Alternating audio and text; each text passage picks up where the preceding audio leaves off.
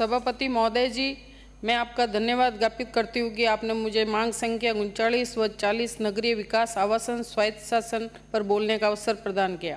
महोदय जी, मैं माननीय मुख्यमंत्री जी एवं उप मुख्यमंत्री जी और वित्त मंत्री जी एवं माननीय मंत्री जी का आभार व्यक्त करते हुए धन्यवाद ज्ञापित करती हूँ कि इस बजट घोषणा में मेरी विधानसभा क्षेत्र सोजत के लिए अनेक महत्वपूर्ण घोषणाएं की गई।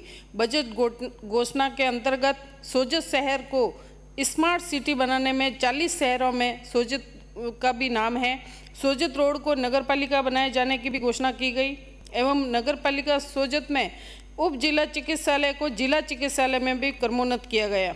महोदय जी, मेरी विधानसभा क्षेत्र में वर्तमान में एक नगरपालिका सोजत शहर में संचालित है। सोजत नगरपालिका आज़ादी से पूर्व में संचालित है। सोजत नगरपालिका बोर्ड का गठन 1915 में किया गया।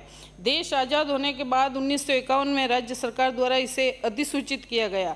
55,000 की आबादी में नगरपालिका वर्तमान में इतनी पुरानी होने के साथ बढ़ती आबादी के अनुसार विकास की दृष्टि से बहुत कुछ किया जाना बाकी है। जनता को यह उम्मीद है कि इस लोक कल्याणकारी भाजपा सरकार से है।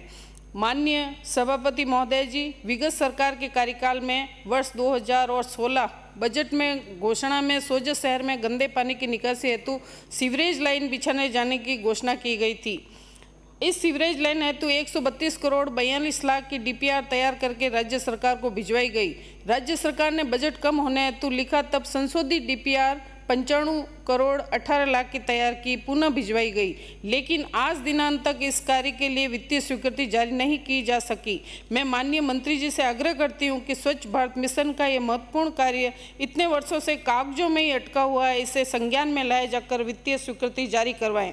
महोदय जी, वर्तमान समय में नगरपालिकाओं की नीलामी प्रक्रिया ई निविदा के माध्यम से की जा रही है। इससे नगरपालिकाओं का आय में कमी आई है। ई नीलामी प्रक्रिया के स्थान पर भूमि निष्पादन नियम 1974 के अनुसार खुली बोली उच्च अधिकारियों को देखरेख में कराया जाए तो नीलामी में प्रतिस्पर्धा और आय में भी बढ़ोतरी होगी। वर्तमान में जिन नगरपालिकाओं की निजी आय विभाग के तय मानदंड अनुसार नहीं है, उन सभी नगरपालिकाओं को टाइट फंड अनटाइट फंड जारी नहीं किया जा रहा है। सोजत नगरपालिका की भी यही स्थिति है। मेरा सरकार से आग्रह है कि इस संबंध में पुनर्विचार किया जाकर न्यायोचित निर्णय लिया जाए। महोदय जी, नगरपालिका द्वारा पेयजल पाइपलाइन विस्तार एवं पेयजल से जुड़े अन्य विकास कार्य नहीं कराए जाते हैं। अनटाइट फंड का 50% हिस्सा पीएचडी विभाग के पेयजल कार्य हेतु हस्तांतरण कर दिया जाता है। इस कारण शहरवासियों एवं नगरपालिका क्षेत्र में आने वाले आसपास के बेरों पर रहने वाले आबादी के लिए पेयजल की समस्या बनी रहती है। मेरी सरकार से आग्रह है कि इस प्रक्रिया में बदलाव करते हुए नगरपालिका क्षेत्र में पेयजल संबंधी कार्य हेतु नगरपालिकाओं को अधिकार दिए जाए ताकि संबंधित पार्षद अपने वार्ड में पेयजल संबंधी समस्याओं का निस्तारण किया जा सके।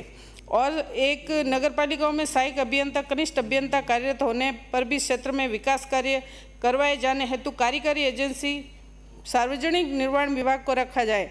सार्वजनिक निर्माण विभाग के पास पहले से ही विभागीय कार्यों का भार रहता है और नगरपालिका क्षेत्र में करोड़ों रुपए की लागत से किए जाने वाले निर्माण कार्यों का भार अतिरिक्त डाल दिया जाता है। मेरा सरकार से आग्रह है कि निर्माण कार्य हेतु नगरपालिकाओं में पदस्थापित सहायक अभियंता कनिष्ठ अभियंताओं की जिम्मेदारी तय करते हुए समस्त निर्माण कार्यकारी एजेंसी नगरपालिका ही रखा जाए। महोदय जी, नगरपालिकाओं की चुंगी कर से आय होती थी, इसे 1998 में समाप्त कर दिया गया। इसके स्थान पर निकायों के विभिन्न दायित्वों को पूरा करने के लिए चुंगी पुनर्भरण अनुदान राशि सरकार से दी जाने लगी। वेतन भत्ते, समर्पित अवकाश, महंगाई भत्ता की बढ़ोतरी, नवीन सफाई कर्मचारी भर्ती, सेवानिवृत्ति के दौरान परिलाभ इत्यादि की समस्त व्यय सरकार द्वारा दी जाने वाली इस अनुदान राशि में निर्वहन करने में नगरपालिकाओं की काफ़ी कठिनाई हो रही। इस अनुदान राशि को बढ़ाए जाने पर भी सरकार को चिंतन करना चाहिए।